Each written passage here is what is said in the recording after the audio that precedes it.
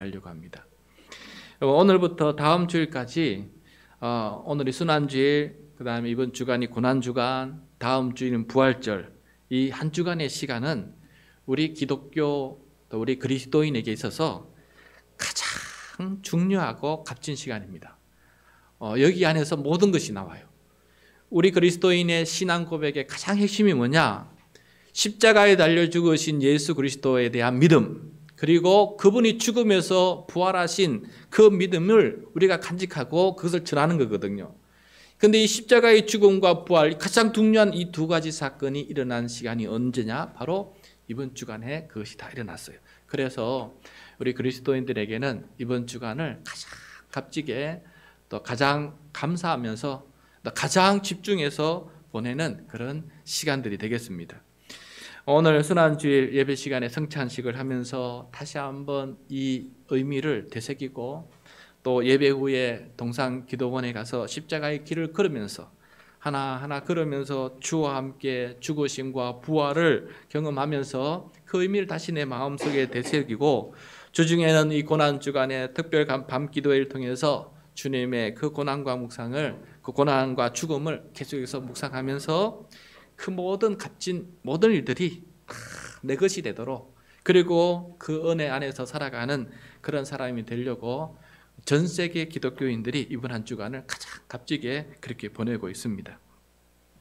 오늘 말씀은 예수님께서 3년 동안이나 3년 꽤 긴 시간이죠. 3년 동안 따라와준 12제자들과 마지막 식사를 하는 이야기입니다. 우리가 매달 한 번씩 하는 성찬식이 기원하게 된 그런 식사입니다. 그런데 그것이 예수님의 죽음을 앞둔 마지막 식사라는 것을 예수님 외에는 다른 제자들이 다 지금 모르고 있어요. 이게 마지막 식사라는 것을 모르면서 참여하고 있습니다. 다만 예수님을 잡아 넘기는 일에 돕겠다고 유대인 지도자들에게 은삼십을 받고 챙기고 예수님을 잡아 넘기는 일에 동참하겠다고 음모에 가담한 한 제자, 그 한 제자 외에는 모두가 이것이 마지막 식사라는 것을 제대로 알지 못하고 있었습니다. 예수님께서 식탁에서 12제자와 함께 앉으시고 음식을 드실 때 자신을 파는 제자를 생각하면서 큰 근심을 불러일으키는 한마디 말씀을 제자들에게 던집니다. 어떤 말씀을 던졌는지 우리 한번 보겠습니다. 21절과 22절 말씀이에요. 같이 읽겠습니다. 그들이 먹을 때 이르시되 내가 진실로 내게 이르노니 너희 중에 한 사람이 나를 팔리라 하시니 그들이 몹시 근심하여 각각 여짜오되 주여 나는 아니지요. 너희 중에 한 사람이 나를 팔리라. 이 말씀에 제자들이 모두 놀랐습니다. 모두가 몹시 매우 근심이 되어서 예수님께 되묻습니다. 주여 나는 아니지요. 한 사람씩 돌아가면서 다 묻습니다. 주여 나는 아니지요.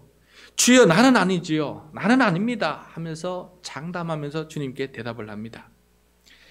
마치 예수님이 장난처럼 얘기하시는 것처럼 들리는지 몰라요.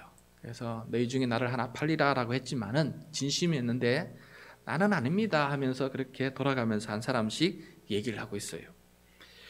그러자 예수님은 다시 한번 그들에게 말합니다. 23절에 보면은 나와 함께 그릇에 손을 넣는 그가 나를 팔리라.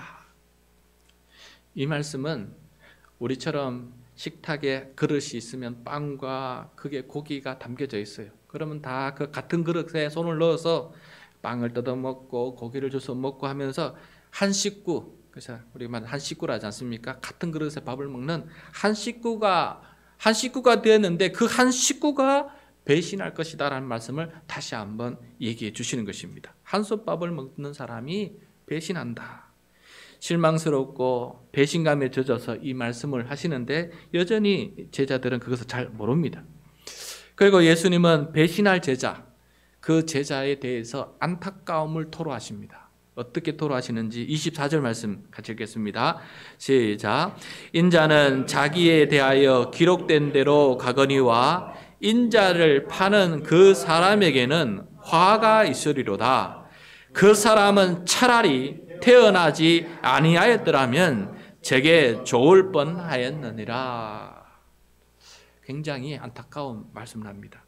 인자 예수님은 자기에 대하여 성경에 기록된 대로 가십니다. 하나님의 뜻을 이루기 위해서 말씀에 순종하고 그 말씀대로 은혜 30에 팔리시고 붙잡히시고 그 십자가의 길을 스스로 자원하여서 주님의 뜻을 이루기 위해서 그 길을 묵묵하게 그렇게 담대하게 걸어가십니다. 그런데 이 말씀, 이 순종의 길, 이 사명 완수의 길을 이루기 위해서 안타깝게도 누군가는 예수님을 파는 사람이 있어야 되는 것입니다. 그게 구약에 예언한 말씀이거든요. 근데 그게 필요한 일이지만은 그런데 그 일을 하는 사람 당사자는 화가 안 좋은 일이다라고 그렇게 주님께서 말씀하고 계시는 것입니다. 인자를 파는 그에게는 화가 있을 것이고 차라리 태어나지 아니하였더라면 더 좋을 뻔했다라고 말씀하십니다. 한 사람에 대해서 예수님께서 이렇게까지 가장 이렇게 무거운 말씀, 안타까운 말씀, 어떻게 말하면 저주에 가까운 말씀을 하시는 것은 처음이고 마지막이에요. 예수님은 그 제자의 결말이 좋지 않다는 것을 이미 아셨기 때문에 그럽니다. 어느 누구도 어떤 죄인도 회개하고 돌아서서 예수님의 놀라운 제자가 될 수 있다는 것을 예수님은 알고 계셨어요. 그렇지만은 이 제자만큼은 결말을 알고 있었어요. 그래서 예수님은 그것을 막지 못하고 그렇게 안타까워하고 몹시 괴로워하시는 예수님의 말씀을 우리가 보게 됩니다. 여러분, 사람의 마음은 예수님께서도 마음대로 하지 못하는 경우가 있다. 아무리 능력의 주님이시라도 그 사람의 마음은, 자유의지를 가지고 있는 그 사람의 마음은 마음껏 휘저을 수 없다는 것을 오늘 보게 됩니다. 그렇게 주여 저는 아니지요, 주여 아니지요 하는 이 말의 순서가 드디어 예수님을 파는 그 제자에게까지 순서가 돌아왔습니다. 그가 자기 속마음을 숨기고 거짓말로 예수님께 말합니다. 25절 말씀이에요. 우리 같이 읽겠습니다. 예수를 파는 유다가 대답하여 이르되 랍비여 나는 아니지요. 대답하시되 네가 말하였도다 하시니라. 여러분, 여기서 다른 제자들은 예수님을 주님, 주여라고 이렇게 부르는데 예수님을 파는 유다는 랍비라고 부르고 있습니다. 이 랍비란 그냥 선생이란 뜻이에요. 그러니까 자기 삶의 주인으로 인정했다가 이제는 가룟 유다는 이제 예수님은 내 삶의 주인이 아닙니다. 그저 좋은 말 하시는 선생입니다. 라고 하면서 부르는 호칭이 주님에서 랍비로 바뀌는 것을 보게 됩니다. 배신의 흔적이 그 말 속에 나타나기 시작합니다. 여러분, 배반한다는 것은 기존의 관계를 무시할 때 일어납니다. 기존의 관계가 이제는 무시해도 될 때에 배반이 일어납니다. 사실 유다가 배신을 실행에 옮기도록 유다의 마음을 결정적으로 움직이게 한 사건이 있었어요. 그러니까 유다는 일찍이부터 예수님을 배반하고 싶은 마음이 이렇게 계속 마음에 차고 있었는데 그것을 행동으로 결단하게 만든 어떤 사건이 벌어졌어요. 그 앞에 말씀을 보면 우리가 알 수가 있습니다. 2, 3일 전에 식사를 할 때 어떤 여인이 향유한 옥합을 가지고 와서 예수님의 머리 위에 바릅니다. 이 여인의 이름은 마리아입니다. 마리아와 마르다, 그의 동생 마리아입니다. 향유한 옥합을 와서 머리에 부었는데 이 향유한 옥합은 굉장히 비싼 겁니다. 엄청나게 비싼 겁니다. 그 모습을 보고 제자들이 갑자기 붕괴를 해요. 화를 냅니다. 붕괴를 하는데 그 붕괴하면서 있는데 가장 앞장서서 붕괴하면서 얘기했던 사람이 누구냐면 바로 유다입니다. 유다가 심한 말을 해요. 이 여인에게. 이 여인을 책망하면서 무슨 의도로 이것을 허비하느냐, 이것을 비싼 값에 팔아서 가난한 자들에게 줄 수 있었겠도다 하면서 엄청난 낭비를 했다라고 질타를 하고 있는 것을 보게 됩니다. 그때 예수님께서는 반대로 이 여인을 지극히 칭찬해주고 있습니다. 지극히 칭찬해줍니다. 유다와 제자들에게 이 여인의 선한 일을 기억하고 앞으로 복음이 전도되는 곳마다 때때마다 이 여인의 이야기를 함께 증언하라라고 할 정도로 그 여인을 높여주고 그 여인을 비판하고는 이 남자들에게는, 제자들에게는, 특히 그 유다에게는 엄청나게 책망하는 말씀을 하시는 겁니다. 이렇게 말씀했어요. 너희가 어찌하여 이 여자를 괴롭게 하느냐? 그가 내게 좋은 일을 하였느니라. 가난한 자들은 항상 너희와 함께 있거니와 나는 항상 있지 아니하리라. 이 여자가 내 몸에 이 향유를 부은 것은 내 장례를 위하여 함이니라. 너희들은 전부 다 지금 내 장례를 모르고 있는데 유일하게 이 여인은 내가 지금 이게 마지막 식사라고, 마지막 기회라는 걸 알고 자기에게 있는 전부를 나에게 이렇게 부어주는 일을 하고 있는데 너희는 그것을 모르고 있다. 내가 진실로 너희에게 이르노니 온 천하에 어디든지 이 복음이 전파되는 곳에서는 이 여자가 행한 일도 말하여 그것을 기억하리라 라고 명령하신 것을 보게 됩니다. 여러분, 경제적인 측면에서 보면은 유다의 지적이 맞아요. 엄청난 낭비예요. 그러나 죽음을 앞두신 예수님의 눈에는 이 여인의 행함만이 유일하게 깨달은 행동이에요. 유일하게 예수님의 죽음을 준비할 줄 아는 사람의 값진 희생이고 섬김이었어요. 그래서 이것을 영원토록 교회가 기억하고 그것을 기억하면서 생각하라라고 명령을 내리신 것을 보게 됩니다. 그동안 유다는 예수님을 배반할 마음을 먹어왔는데 이 사건이 결정적인 계기가 되었어요. 배반을 실행에 옮기는 그런 사건이 되었어요. 왜냐하면 유다는 예수님을 따르기 힘든 스승으로 여기게 되었어요. 이것 때문에 더 확실하게. 그리고 자신의 지혜로운 제안이 먹혀지지 않자 서운하고 무시당한 것 같아서 내가 이럴 바에 이제는 더 이상 이분과 함께 할 수 없다라고 결단을 내리고 나아가서 예수님을 죽이려고 하는 유대인 지도자들에게 은 30을 받고 적정한 때에 예수님을 건네주겠다라고 그렇게 행동에 옮긴 것을 보게 됩니다. 예수님에 대한 신뢰와 순종의 마음이 무너지면서 유다는 예수님을 주님이라 부르기를 거부하고 그저 선생님, 랍비라고 무시하면서 부르는 것을 우리가 이게 보게 됩니다. 그런 유다가 자기 순수가 돌아오자 예수님께 말했지요. 랍비요, 나는 아니지요 라고 이렇게 얘기할 때 예수님의 마음은 어떠했겠습니까? 예수님은 그에게 말합니다. 네가 말하였도다. 네가 말했다. 네가 이미 알고 있지 않느냐라는 뜻이에요. 네가 이미 다 알고 있지 않느냐. 그러나 다른 제자들은 이 말을 눈치를 못 채고 있습니다. 왜냐하면 어느 누구도 제자들 중에 배신할 제자가 있으리라고는 전혀 의심하지 않고 저들은 있었기 때문에 누가 감히 그런 일을 할 것이냐, 아무도 그런 생각을 할 사람이 없었습니다. 유다는 예수님만 배반한 것이 아니라 보니까 제자들도, 그렇게 믿고 있던 제자들도 배신한 것이었어요. 나중에 유다가 예수님을 팔았던 죄책감에 스스로 목매어 홀로 죽었다는 것을 본다면은 모두가 충격에 빠질 텐데 지금은 아닙니다. 아무도 모르고 있고 유다만 그 일을 진행하고 있습니다. 이제 식사가 어느 정도 마친 후에 예수님은 이제 성찬식을 진행합니다. 기억에 남을 성찬식을 진행해요. 그 성찬식 내용 우리 다시 한번 보도록 하겠습니다. 이런 이야기가 있고 난 다음에 지금 성찬식을 진행하고 있는 것이에요. 26절, 27절, 28절 시작.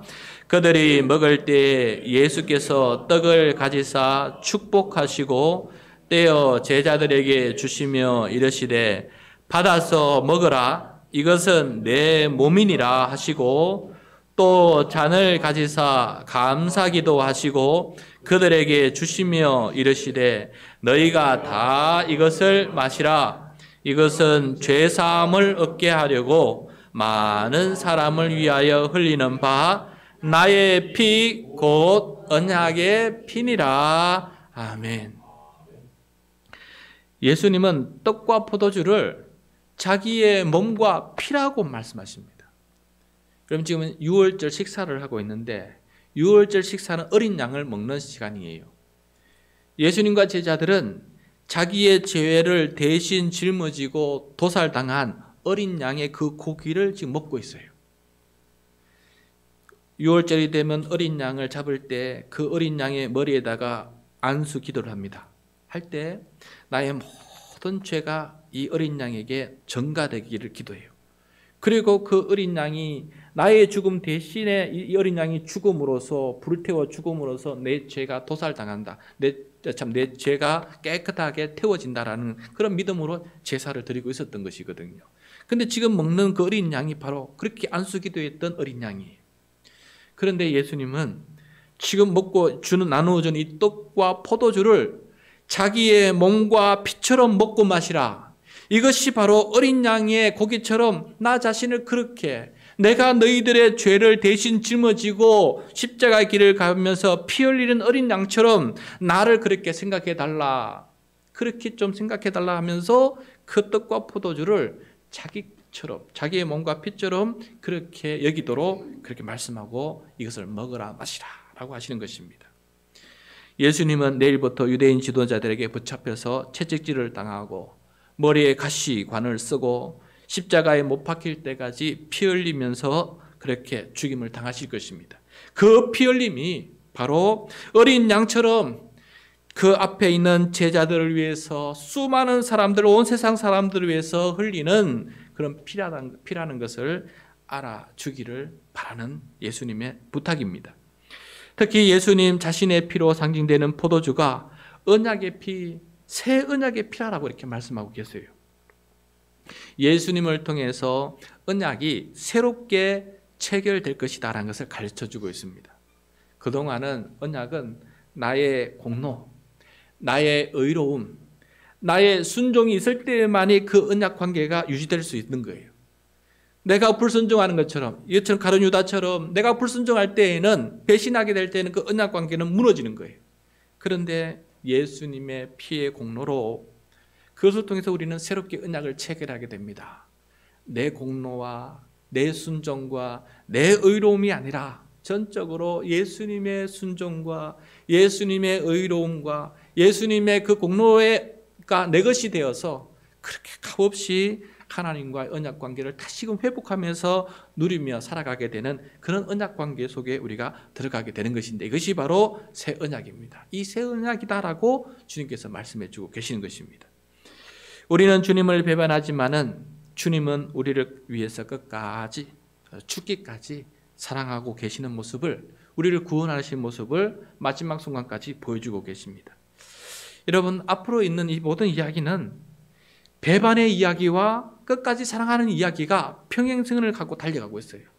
제자들과 사람들은 끝까지 배반하는 이야기가 펼쳐지고 있지만은 그런 배반하는 제자들을 향해서, 사람들에게서 예수님 끝까지 사랑하는 이야기를 우리들에게 보여주고 있는데, 이 두 이야기가 함께 계속 이어가고 있는 것을 보게 됩니다. 그렇게 식사 후에 예수님과 제자들은 습관을 따라서 기도하러 감난산에 올라가게 됩니다. 식사 도중에 예수님을 팔았던 이 유다는 그 자리에서 빠져나가요.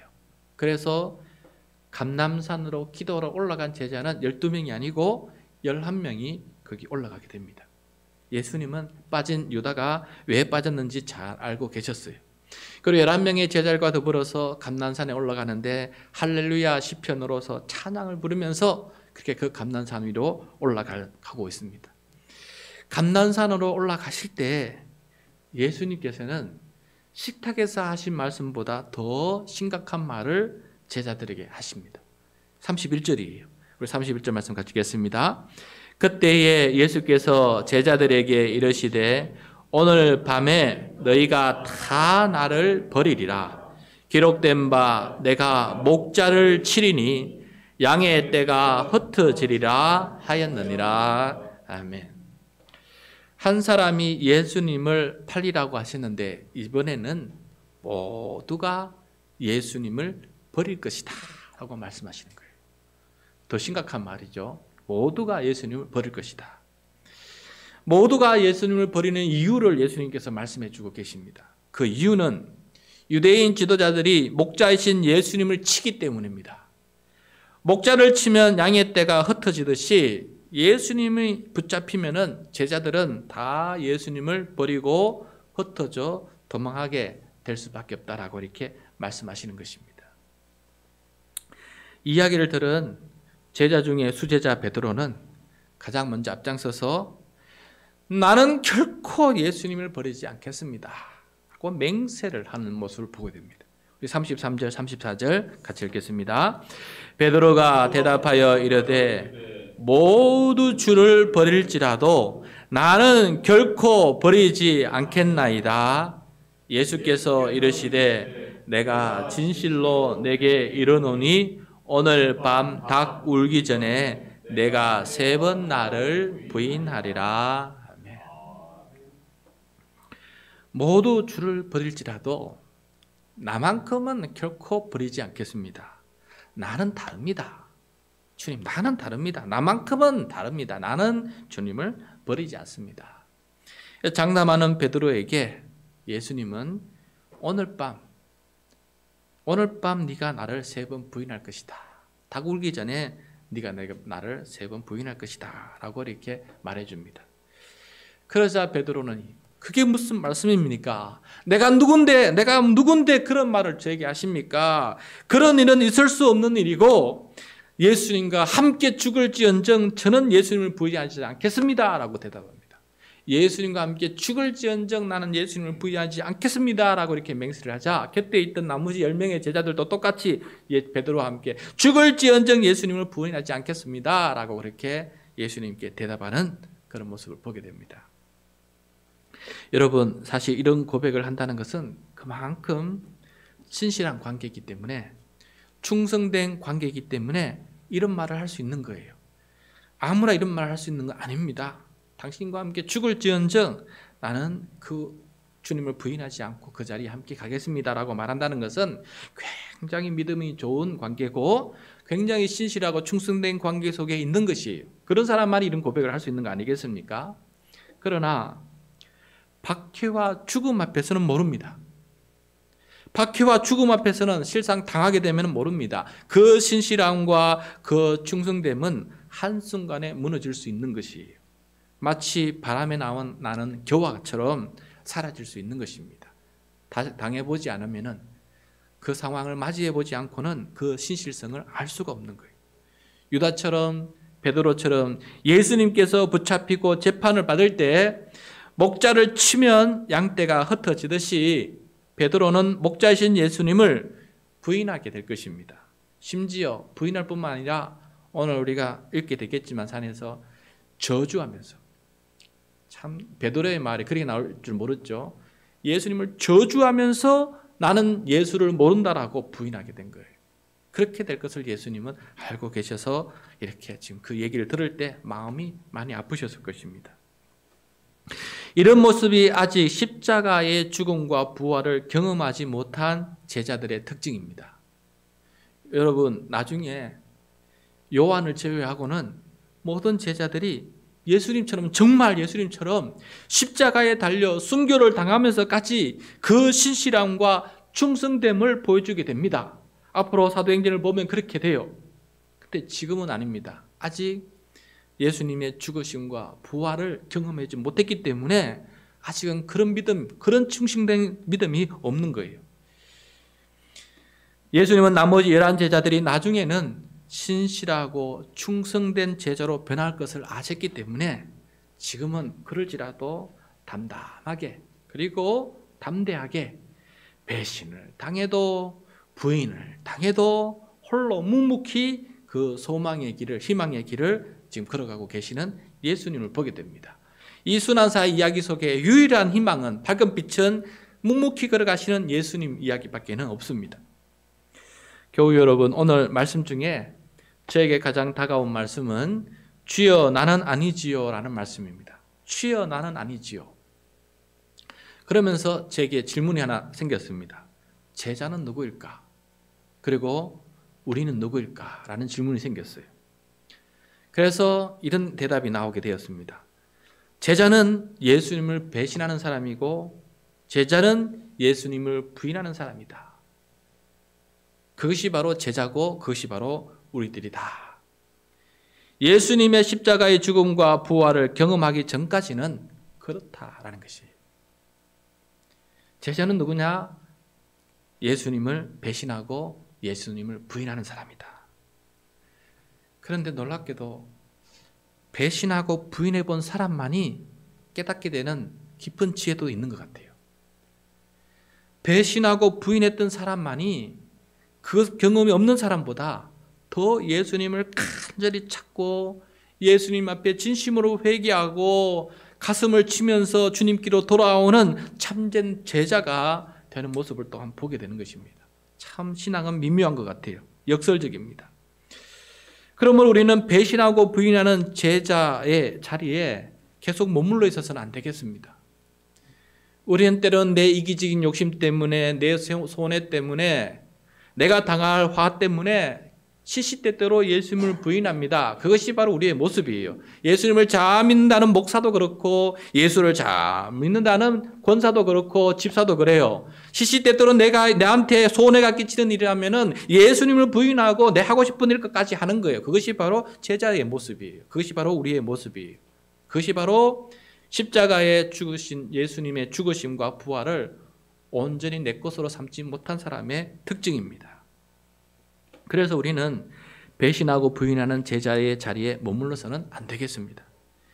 예수님의 십자가 죽음에 참여하고 예수님의 부활에 참여해야 됩니다. 예수님의 죽음이 내 죽음이 되고 예수님의 부활이 내 부활이 되고 예수님의 나라가 내 나라가 되는 기적이 내 안에서 일어나야 그때서는 우리는 이러한 삶을 살아가지 않게끔 도와준다는 것입니다. 그래야 예수 그리스도 안에서 옛사람은 죽고 새로운 피조물로 태어나서 죽음조차도 두려워하지 않는 죄와 죽음을 이기고 승리하는 믿음의 삶을 살아갈 수 있는 사람이 될 수 있다는 것을 그 이후의 제자들, 사도행전을 통해서 우리가 보여주고 있습니다. 요즘 여러분 우리가 30번째 사도 바울의 이야기 기도를 우리가 금요 기도 반복부터 계속 묵상하고 있는데요. 그 묵상을 하면서 저는 깨닫게 되었어요. 아, 그렇구나. 사도 바울은 예루살렘으로 들어가고 있어요.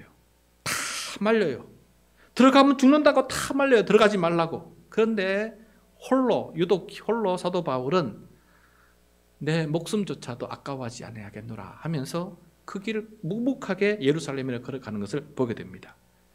그것은 바로 예수님의 죽음이 나의 죽음이 되고 예수님의 부활이 나의 부활이 되고 예수님의 나라가 내 나라가 된 사람이 가지는 특징이에요. 그런 담대함을 가질 수 있는 것은 예수님의 십자가의 죽음과 부활과 하늘나라가 천국이 내 것이 된 사람만이 가질 수 있는 담대함 아니겠습니까? 그 길을 걸어갔던 것입니다. 그래서 오늘 우리에게 주님께서 물으십니다. 우리도 예수님을 만나기 전에는, 진심으로 만나기 전에는 예수님을 팔고 예수님을 버리고 예수님을 부인하는 사람이다. 그것이 꼭 멋있게 크게 부인하는 것이 아니라 일상에서 소소하게 작게 그렇게 우리는 부인하고 살아가요. 그런데 언제 이것이 바뀌느냐? 예수님의 십자가의 죽음과 부활이 내 것이 될 때, 그것이 정말 내 것이, 내가 저 십자가에서 죽었구나, 내가 저 십자가에서 다시 살았구나라는 믿음이 확실히 차게 될 때, 그때에는 죽음조차도 두려워하지 않고 주님께 신실함과 충성됨을 보이며 살아갈 수 있는 진실한 예수님의 제자의 길을 걸어갈 수 있다는 것을 오늘 우리들에게 말씀해 주고 있습니다. 이 순환주일, 고난주간, 부활주일, 이 가장 중요한 이 한 일주일 기간 동안에 예수님의 십자가와 부활이 내 것이 되어서 그것에 참여하고 또 주님과 함께 십자가의 길을 감히 담대하게 걸어갈 수 있는 우리 모두가 될 수 있기를 간절히 소원합니다.